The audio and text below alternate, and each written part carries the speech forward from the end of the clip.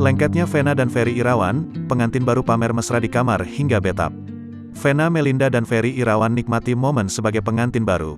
Mereka pun pamer momen romantis di kamar tidur hingga betap. Impian Vena Melinda dan Ferry Irawan untuk menjadi pasangan suami istri telah terwujud.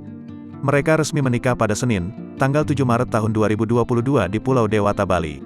Pernikahan Vena Melinda dan Ferry Irawan hanya dihadiri keluarga dan kerabat dekat.